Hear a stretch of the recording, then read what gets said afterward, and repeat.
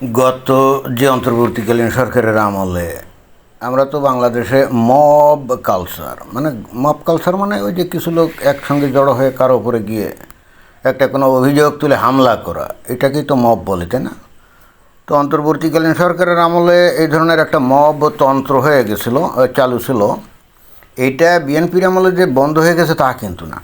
কিন্তু অবশ্যই সভ্যতার যদি প্যারামিটার ঠিক করা হয়, তাহলে এটা তো কোনো সভ্য জগতে এই ধরনের মব থাকা উচিত না। এটা একমাত্র অসভ্য জগতে সম্ভব, বা অসভ্য জগতেই এগুলো করা যায়।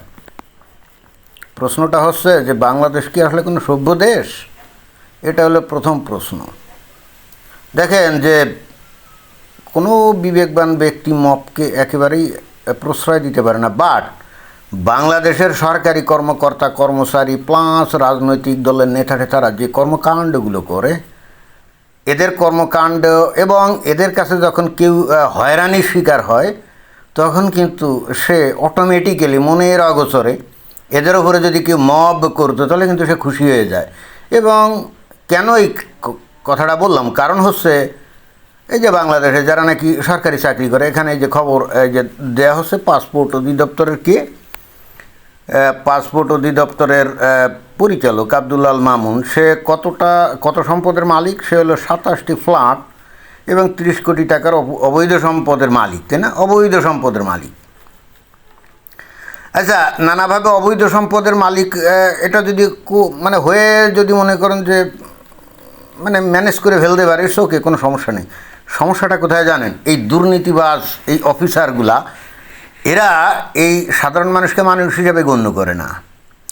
এদের অফিসে মনে করেন সাধারণ একজন লোক যদি পাসপোর্ট করতে যায়, তো পাসপোর্ট করতে গেলে সেখানে মনে করেন যে সামান্য সব কাগজপত্র ঠিক আছে, সামান্য কোনো জায়গায় হয়তো একটু ত্রুটি বিচ্যুতি আছে যেটা নাকি নেগলিজিবল, এবং এর কারণে কিন্তু ওই পাসপোর্ট না হওয়ার কোনো কারণই নেই, অথবা আদৌ কোনো ভুল নেই। সাধারণ মানুষ তো আদৌ কোনো ভুল টুল নেই, সে হয়তো ব্যাংকে ওই যথাযথ নিয়মে যে ওই পাসপোর্টের ফি দিয়ে যে ফর্ম পূরণ করে তারপরে এনআইডি কার্ড সহ ইত্যাদি নিয়ে হাজির হলে একেবারে everything is quite okay and fine.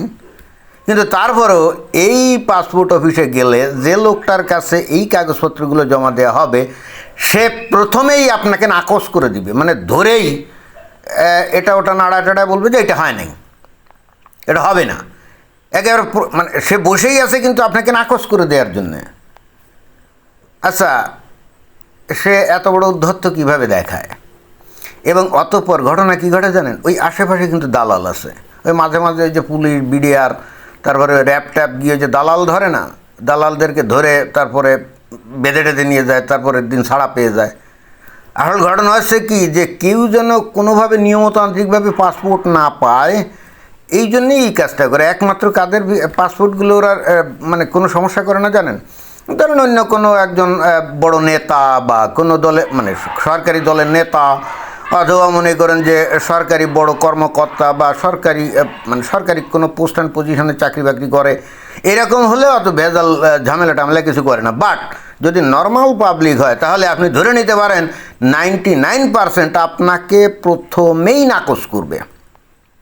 আপনার সব কাগজ ঠিক আছে, কোনো সমস্যা নেই। দেখেন, একটা পাসপোর্ট করতে গেলে আগে যে নিয়ম ছিল, অন্তর্বর্তীকালীন সরকারের আমরা বহুত সমালোচনা করি, বাট একটা কাজ ভালো করছে, সেটা কি জানেন? এই পাসপোর্ট করতে গেলে আগে কি করতো, যে ওই পুলিশ ভেরিফিকেশন করতে হবে। ভাই কী কারণে পুলিশ ভেরিফিকেশন দরকার বলেন তো?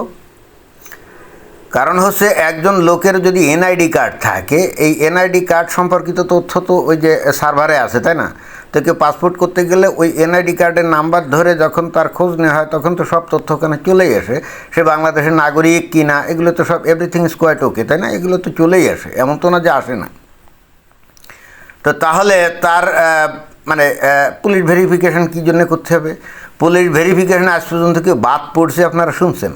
কারণ পুলিশ ভেরিফিকেশন মানে কি, পুলিশ আপনার বাড়িতে যাবে এবং আগে মনে করেন 500 টাকা দিলে পার পাওয়া যেত, এখন দিন বদলের পালা, এখন তো সব জিনিসের দাম বেড়ে গেছে, এখন 1500-2000-এর নিচে কিন্তু এরা ছাড়তো না। মানে লাস্ট যখন তো অন্তর্বর্তীকালীন সরকার একটা ভালো কাজ করেছে, সেটা হলো এই পুলিশ ভেরিফিকেশন বাদ। আসলে কী কারণে পুলিশ ভেরিফিকেশন লাগবে বলেন তো? যেখানে এখন আমাদের ডিজিটাল আইডেন্টিটি কার্ড আছে, আইডেন্টিটি নাম্বার আছে, everything is digitally recorded, right? And that's why anybody who will apply for a passport can be said whether he is by born or by birth a normal citizen or not. কিন্তু ওই আইনটা দীর্ঘদিন ধরে ছিল কেন? কারণ এই police যাতে কিছু পয়সা টয়সা পায়। যাই হোক, আমি যেটা বলতে চাচ্ছি যে পাসপোর্ট অফিসে কি নর্মাল একজন পাবলিক যখন পাসপোর্ট করতে যাবে 99% ক্ষেত্রে সে কিন্তু ওখানে রিফিউজ খাবে।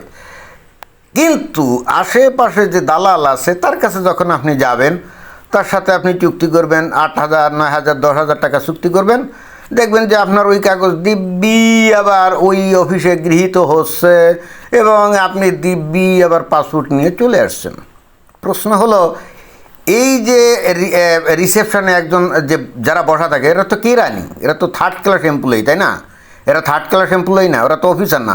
ওদের ভাব চক্কর হলো বড় অফিসার, ওদের ভাব চক্কর হলো বড় অফিসার। হ্যাঁ, তো এখন এরা যে এই কাজগুলা করে, এরা কি ওই উপরে এদের যে বস আছে তার নির্দেশবিহীনভাবে করে নাকি? না, নির্দেশবিহীনভাবে তো করে না। কারণ ওই দালালের কাছে গেলে যে টাকা পয়সা দালালকে দেওয়া হয়, ওখান থেকেই তো টাকাগুলো ওই সেই এখানে যেমন এই যে এই পাসপোর্ট অফিসের কি পরিচালক, তাই না, এই যে আবদুল্লাহ আল মামুন, তো তার মনে করেন যে সে একজনের কাছ থেকে 5,000 টাকা নেওয়া হলো, তো 5,000 টাকার 3,000 টাকাই দেখা যাবে যে এই আবদুল্লাহ আল মামুন নিয়ে নেবে।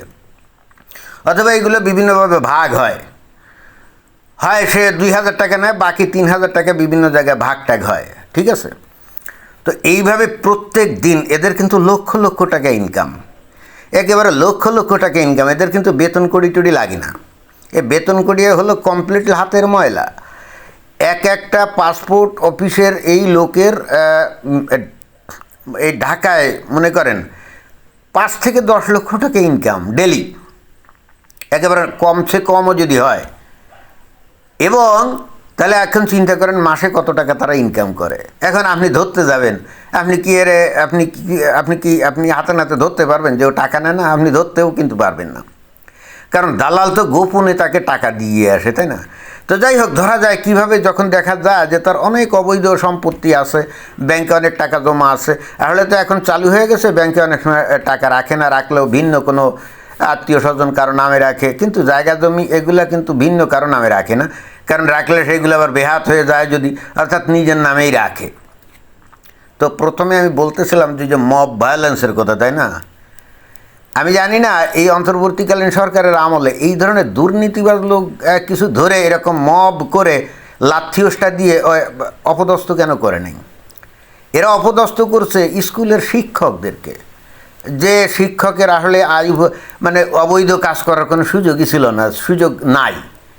কিন্তু এই দুর্নীতিবাজ একজন লোককেও কি এই মব যারা করছিল তারা একজনও কি এই দুর্নীতিবাজ লোকদের কাউকে রাস্তায় ধরে পিটাইছে, অফিসে গিয়ে পিটাইছে? ওই যে এনসিপি দলের সমন্বয়করা না, ওরা কিন্তু সুযোগ একটা পাইছিল। ওরা যদি এই ধরনের দুর্নীতিবাজ লোকদের উপরে গিয়ে হামলে পড়ে তারা লাথিওসটা দিয়ে ওই অফিস থেকে লাথি দিয়ে বাইর করে দিত না, বাংলাদেশের লোকজন কিন্তু অনেকে তাদের উপরে খুশি হতো, কিন্তু তারা সেই কাজটা করেনি, এই কাজটা কিন্তু করেনি। এই জায়গায় আরও একটা ইন্টারেস্টিং ব্যাপার, এই যে মনে করেন যে এই আইডেন্টিটি কার্ডের কথা বললাম বাংলাদেশে, তাই না, মোর দ্যান 90% আইডেন্টিটি কার্ডে ওই নাম কিন্তু ভুল লিখছে, বাংলা হয়তো ঠিক লিখছে, ইংরেজি ভুল লিখছে। কেন জানেন? কারণ যাদেরকে দিয়ে কাজগুলো করাইছিল তারা ছিল ক্লাস 6, 7, 8, 9 পাস, তারা ইংরেজি কিছু জানে না। প্রত্যেকটা মানুষ তার ফর্মে তার ইংরেজি নাম ঠিকভাবে লিখে লিখে দিছিল, কিন্তু এটা দেখেও তারা টাইপ করে কম্পিউটারে ঢুকাতে পারে না, বুঝছেন? মানে এত আলতু ফালতু লোককে দিয়ে এই আইডেন্টিটি কার্ডগুলো করানো হয়েছিল। তাহলে ধরেন আমার আইডি কার্ড আমি পূরণ করে দিলাম, ইংরেজিতে লিখে টিকে দিলাম, তাহলে এরপরে যদি আমার নামে কোনো ভুল আসে তো এই ভুলের 10 টাকার ওই মানে ওই নির্বাচন কমিশন অফিসার না, যারা নাকি আমার আইডিটা তৈরি করছে, এইবার আপনি এই আইডি কার্ড আপনি সংশোধন করতে যাবেন, ভাই জিন্দেগিতে আপনি পারবেন না, আপনাকে প্রচুর টাকা খরচ করতে হবে, প্রচুর হয়রানির শিকার হতে হবে, আপনি নর্মালি গিয়ে এগুলো পারবেন না। দেখেন, যে দোষটা আপনি করেন নাই তার জন্যে কিন্তু এই আপনাকে প্রচণ্ড ভোগান্তির শিকার হতে হবে। আমি আসলে যেটা বলতে চাচ্ছিলাম যে এইভাবে দুর্নীতির মাধ্যমে যারা এইরকম টাকা পয়সা আয় উপার্জন করে না, এদের আবার চ্যাটাং চ্যাটাং কথা শুনলে আপনার মাথায় রক্ত উঠে যাবে। এরা মানুষকে মানুষ মনে করে না, ধরাকে সরা জ্ঞান করে। এই যে আবদুল্লাহ আল নোমান না কি জানি, এ কি মানুষের মানুষ জ্ঞান করে নাকি? না, করে না। কারণ এ দেখবেন যে যখন যে সরকার আছে না, এই অধিদপ্তরের এই মন্ত্রণালয়ের সরকারের উচ্চ পর্যায়ের লোকদেরকেও এ টাকা টুকা দেয়, অর্থাৎ এ তো মানুষের মানুষ মনে করবে না। তো এই হলো বাংলাদেশের আসল পরিস্থিতি হচ্ছে এই। বাংলাদেশে যেখানে সরকারি কর্মকর্তা কর্মচারীরা নিয়োজিত হয় জনগণের সেবা দেওয়ার জন্য, সেখানে মানে এটাই হলো যে কোনো সভ্য দেশের সিস্টেম, তাই না? যে সরকারি লোকজন যারা নিয়োজিত হয় তারা তো জনগণকে সেবা দিবে, কিন্তু বাংলাদেশের সিস্টেম হলো উল্টো। এখানে সাধারণ লোকজন তাদেরকে সেবা দিবে, এটাই। অর্থাৎ সরকারি কর্মকর্তা কর্মচারী কাউকে কিন্তু সেবা টেবা দিবে না, সাধারণ মানুষ গিয়ে তাদেরকে কিভাবে সেবা করে খুশি রাখবে, এটাই হলো বাংলাদেশের সিস্টেম। তো এই জন্য আমি বলি, মানে আমি মনের দুঃখে বলছি, এই যে আজকে যার বিরুদ্ধে অভিযোগটা উঠলো না, এরে ধরে একটু মবের মাধ্যমে একটু রাস্তায় এনে চট থাপ্পড় লাথি ওষ্ঠা দিয়ে একটু উত্তম মধ্যম দেন না, মেরে ফেলার দরকার নেই। কেন কথাটা বললাম? কারণ এদেরকে যদি আপনি আইনের হাতে সুপর্দ করেন, তো আপনি কাদের কাছে সুপর্দ করছেন? ওই সরকারি কর্মকর্তাদের কাছেই তো, তাই না? তো সরকারি কর্মকর্তা সবাই তো এক শ্রেণী, তারা কি কখনো এর বিরুদ্ধে কঠিন কোনো বিচার করতে যাবে? না, কোনোভাবেই যাবে না। দেখা যাবে যে যারা এটা তদন্ত করবে, যারা এটা করবে, ইনভেস্টিগেশন করে রিপোর্ট দিতে যাবে, তাদেরকে কোটি কোটি টাকা আয় উপার্জন করছে, তো এখান থেকে 2-1 কোটি টাকা যদি তাদেরকে দিয়ে দেয়, তাহলে রিপোর্ট মানে এর বিরুদ্ধে রিপোর্টে কি আসলে দুর্নীতি ধরা পড়বে? না, পড়বে না। তার মানে হচ্ছে কি, এদের এগেনস্টে বিচার আসার সে কোনো লাভ নাই, এবং বিচার আসার এগুলো হয়ও না। তাহলে উপায় কি? ওই যে যেটা নাকি অসভ্য পরিবেশের যে বিধান, মব দিয়ে চোর থাপ্পড় লাথি ওষ্ঠা দিয়ে গায়ের জামা কাপড় ছিঁড়ে ফেলে রাস্তায় ফেলে দিলে, এরকম যদি 2-4টা নজির সারা বাংলাদেশের মানুষ দেখতো না, তাহলে আমার মধ্যে লাইন হয়ে যেত, বুঝছেন? এরা সৎ হয়ে যেত, আমার ধারণা এটা। আদারওয়াইজ এদের ভালো কথায় এদের ওই আইনের কাছে সুপর্দ করে কিছুই হবে না। ধন্যবাদ।